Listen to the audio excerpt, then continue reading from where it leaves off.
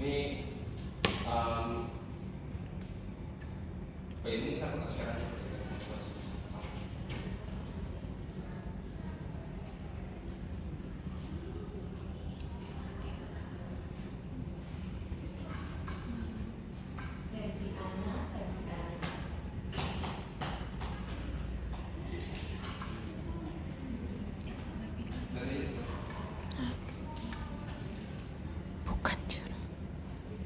Tadi datanya yang aku sudah share ke Salma ya. Jadi nanti datanya kalian transfer aja, berarti kan tinggal X1 ya kan udah di tim ini. Ya Y X1 X2 nanti transfer aja. Kemudian sebenarnya secara umum langkah-langkahnya sama persis kemarin yang linear sih. Bisa di video ya. Sama langkah-langkahnya. Setelah kalian punya datanya, masuk ke menu analyze, masuk ke menu regression, kemudian linear. Terus kayak biasa ya, dependennya Y, independennya X1 X2 dengan plot.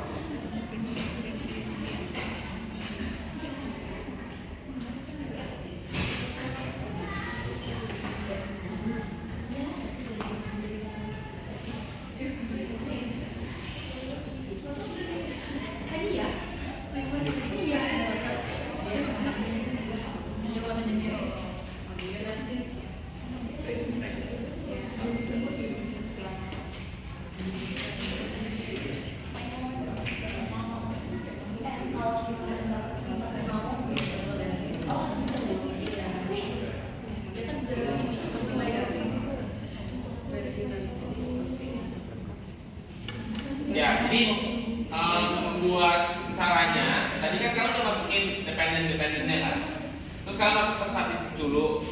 Kalian pakai Durbin Watson. Durbin Watson ini buat nanti uji apa namanya, non autokorelasi ya, uji non autokorelasi. Kemudian untuk yang multikolinialitas ini kalau di regresi berganda itu perbedaan utamanya sama regresi linear sederhana itu adalah harus ada kasus non multikolinialitas. Atau secara sederhananya adalah antar variabel itu tidak memiliki korelasi linear antar variabel X. Jadi kalau linearity diagnostiknya juga nanti di center. Kemudian ini continue. Kemudian untuk plots sama kayak biasa, S resid sama Z resid sama Z prime sama S resid sama Z prime gitu loh, kayak biasa. Kemudian save, biasanya save aja standarized residualnya. Nanti buat uji Gladstone gitu ya, uji homogenitas gitu. Homogenisitas harus masuk ke itu. Terus kemudian optionsnya, optionsnya biasa biasa. Nanti udah, nanti nggak pakai.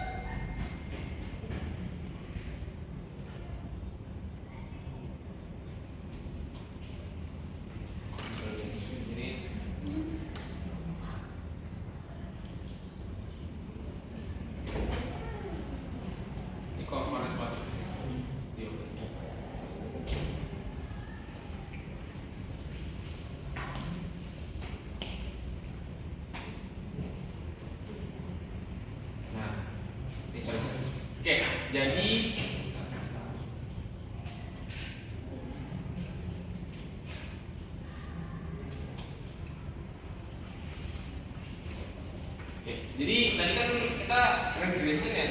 Nah, kita bisa lihat yang dimasukin data sebagai variabel independen ya. Di sini adalah X2 dan X1.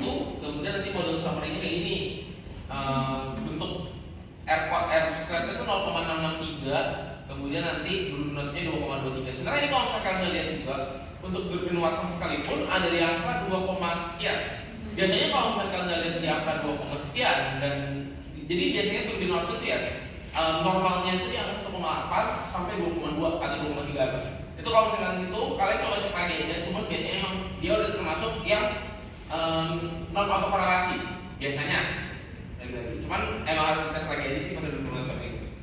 Kemudian buat uji F-nya itu dia memenuhi. Kenapa? Karena signifikansinya di bawah 0,005 gitu ya, di bawah 0,05. Berarti memang secara model, secara keseluruhan, berarti variabel Y, X1 dan X2 dapat dimodelkan secara regresi linear berganda dan propagasi. Seperti itu. Nah, kemudian untuk apa namanya? Koefisiennya. Nah, sebelum kita lihat koefisien buat apa namanya? Buat nilai apakah dia signifikan atau enggak, kita lihat dulu VIF-nya. VIF itu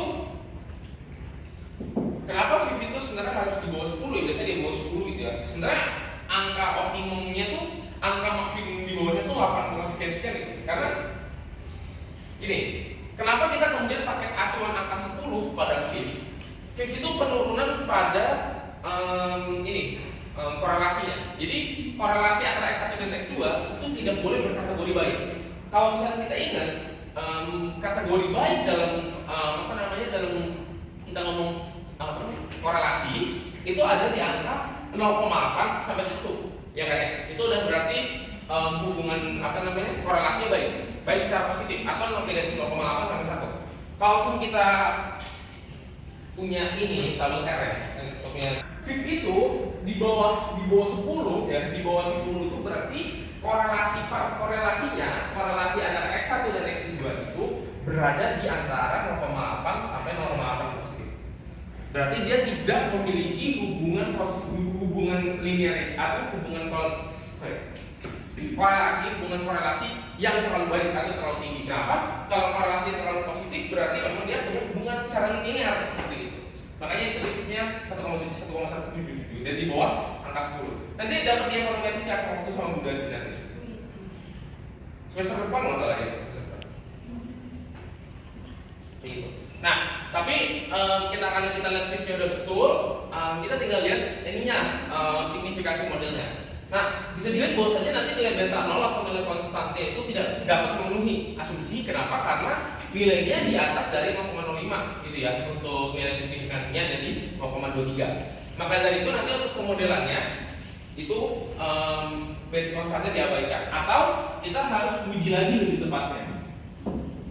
Karena dia tidak bisa tahu, oh di sini without constant, coba kita uji lagi tanpa konstan gitu ya.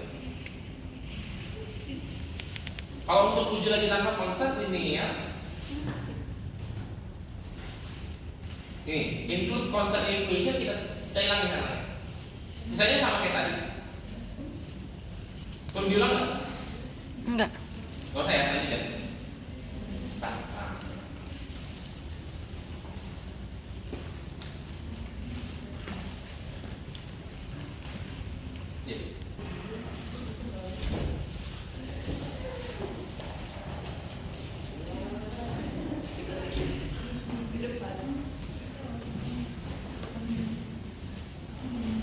Kita lihat pemodelan berikutnya.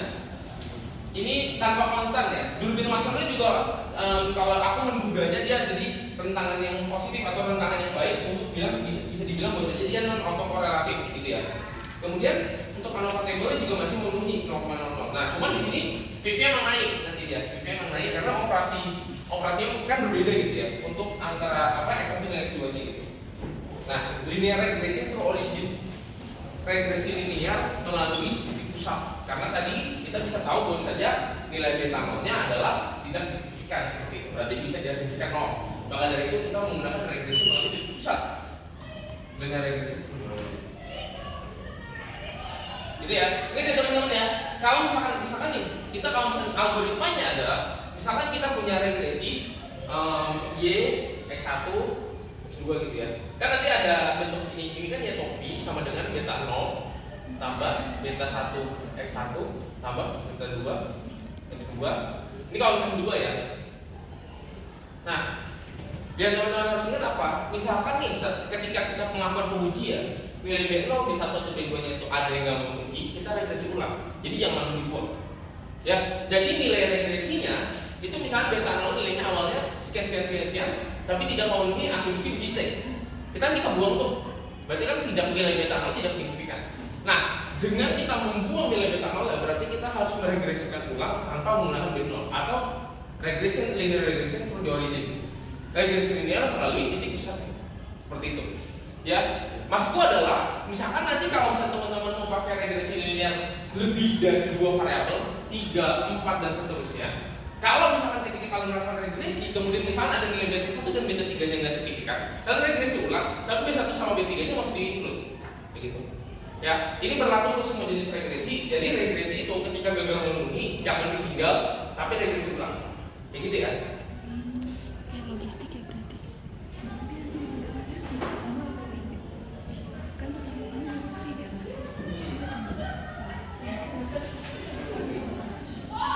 Nah, kemudian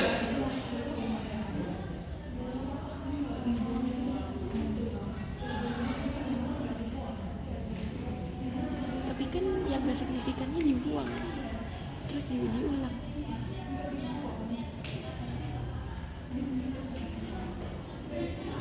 Gak ditransform, dibuang. enggak.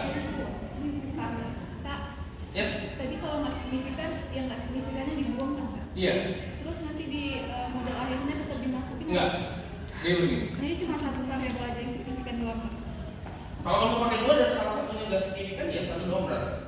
Sebenarnya secara kalau misalnya kita mau orientasi linear berganda, ini dalam konteks ini ya, sebenarnya kalau dalam konteks kehidupan dunia, kalau misalnya kamu mengasumsikan ada 5, misalnya ada 5 variabel nih, kamu meregresi secara linear berganda, kemudian 4 diantaranya nggak signifikan, ya nggak apa-apa. Berarti kan emang penelitianmu, dugaan awalmu tidak terpenuhi kan.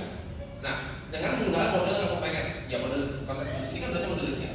Cuman kalau dalam konteks pembelajaran dan mata kuliah, idealnya kalau kamu menghadapi kasus di mana linear berganda itu tidak memenuhi sehingga kamu harus pakai linear sederhana, idealnya ganti data atau nambahin variabel supaya jangan tetap sendiri gitu. Kan ada perbedaan signifikan antara ada sedikit perbedaan antara linear berganda sama linear sederhana yang di shift-nya itu sebagainya. Jadi harapannya sih kalau misalnya memang nanti kamu dalam kasus kamu nyari data buat linear berganda, kemudian kamu coba pakai 2 data, satunya nggak memenuhi, coba cari yang lain, coba cari variabel tambahan lah buat pembanding juga.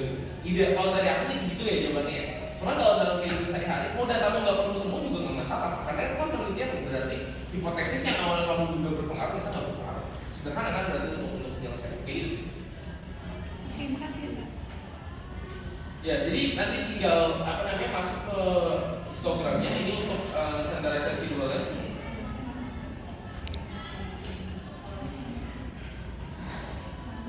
Ini lumayan lama sih. Nanti itu juga jangan. Nah, sekarang coba kita lihat buat ininya. Uji buat apa namanya? Asumsi-asumsinya. Kita pertama uji asumsi normalitas dulu.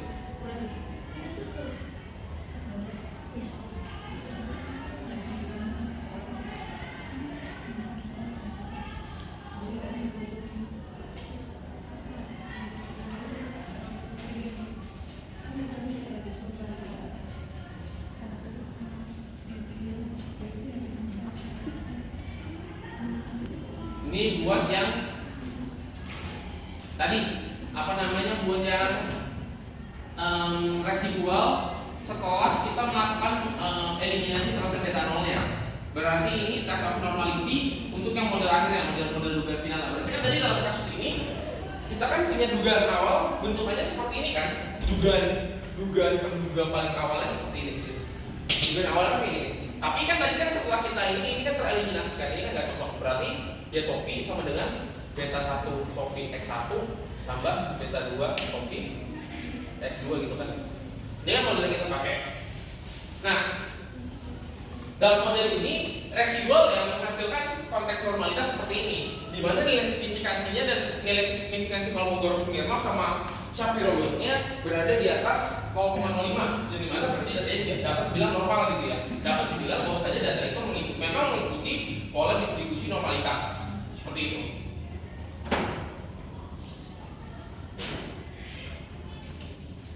Ini secara formalnya ya. Gitu.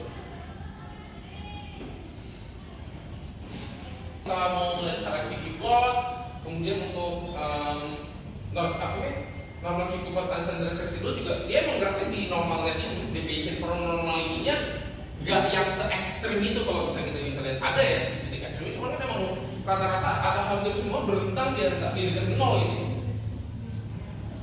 Nah ini juga, ini expected normalnya sama nilai datanya. Ya emang digeraknya di sekitar nol gitu. Jadi emang di sekitar normalitas, memang berarti secara kita mau mendatanya emang normal. Nah, box plotnya gak ada outlier juga sebenarnya. Jadi datanya emang normal gitu untuk residual. Sama satu lagi kita menghitung uji Glaser.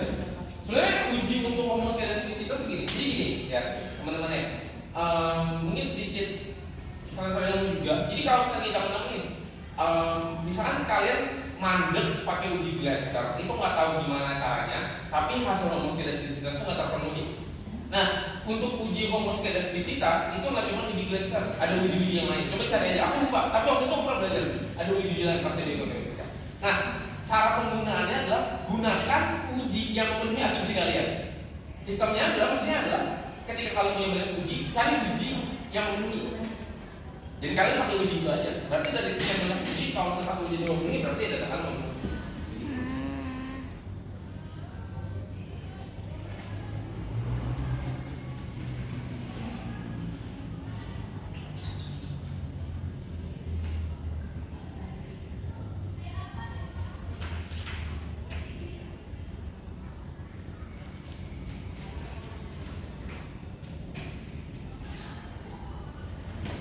Ini kan ada absolute residualnya ya, kita coba analyze.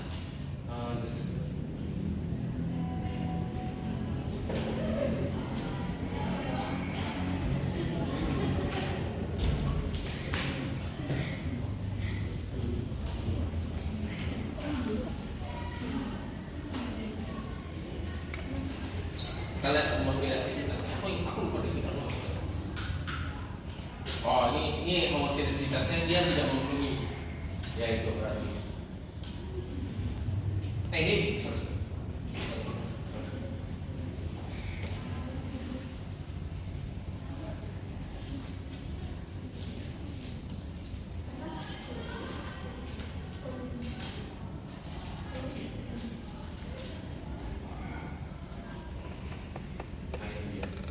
Ya, kita lihat ya. Ini berarti tadi kan kita asumsi normalitas dalam datanya terpenuhi, asumsi autokorelasi juga tadi terpenuhi kan karena nilai Durbin-Watsonnya dan di nilai 2 yang kita dapat juga bagus. Cuman dalam kasus ini memang yang tidak terpenuhi adalah homoskedastisitas. Kenapa? Karena nilai signifikansinya di bawah dari nilai F-nya gitu. Nah, harapannya kalau misalnya memang dalam konteks homoskedastisitas itu memang semuanya nilainya sama gitu. Beta 1 di beta dengan beta 2 sama dengan beta 3 nilainya sama dengan 0, atau maksudnya nilainya sama dan setara gitu, nilainya 0 gitu. Cuman dalam konteks ini memang tidak bisa. Kenapa? Karena berarti ada perbedaan variansi selama proses regresi data itu, variansi pada residualnya itu. Ya, ini kan dependent variabelnya absolute residual, predictor konstannya X1 dan X2 gitu.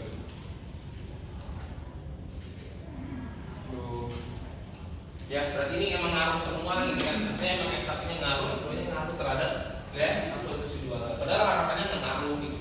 Kenapa kalau misalnya X1 dan X2-nya nanti ngaruh terhadap residual itu, variansi yang ngaruh ya berarti nanti semakin besar nilai X1 dan X2-nya berarti nanti nilai untuk residualnya atau absolute residualnya juga makin tinggi gitu kan. Jadi itu yang kita nggak mau harapkan terjadi. Harapannya adalah ketika kita melakukan uji Glaser atau kita melakukan uji homoskedastisitas, seberapapun nilai X1 dan X2 yang kita masukkan terhadap data itu tidak berpengaruh signifikan terhadap nilai residualnya. Karena nanti berarti residual ya terpengaruhi oleh data. Sedangkan yang kita harapkan adalah residualnya memiliki variansi yang konstan selama proses regresinya. Gitu. Paham kan maksudnya? Kalau misalkan kita punya abstresnya itu terpengaruhi terhadap data, berarti kan kita ini abstresnya itu sama dengan Ini yang namanya beta 0, beta 1 negatif.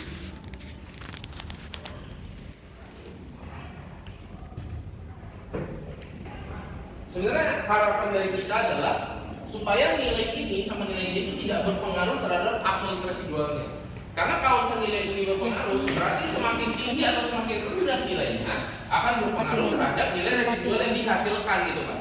Padahal harapannya adalah kalau kita ingat bahwasanya uji asumsi dalam regresi itu adalah variansinya itu konstan selama proses regresi. Variansi residual konstan. Makanya kan bentuk dari regresi itu kan residualnya itu harus NID kan, normal independent distribution dengan mu-nya 0 dan ininya sigma kuadrat. Ini kan asumsinya, asumsi yang harus selalu terpenuhi. Normal independent distribution dengan min-nya 0 dan dengan variansinya konstan atau nilainya itu tetap. Kalau misalnya ada ngaruh terhadap ada pengaruh antara S1 dan S2 terhadap absolut residual, berarti nggak bisa diasumsikan konstan karena bakal berubah-ubah gitu nilai absolut residual. Seperti itu. Itulah kenapa kita mengharapkan FTS-nya tidak dapat dipenuhi seperti itu. Ya, nah idealnya adalah dalam konteks seperti ini berarti kita melakukan transformasi, bisa transformasi LEN, jadi kita learning semua gitu ya, atau differencing. Atau kalau differencing itu hanya bisa berlaku pada data time series. Ini kan bukan data time series ya, jadi nggak bisa dilakukan differencing gitu. Jadi ya coba kita pakai operasi LEN atau operasi lainnya untuk mengetahui kira-kira datanya bisa begini atau enggak, bisa diubah.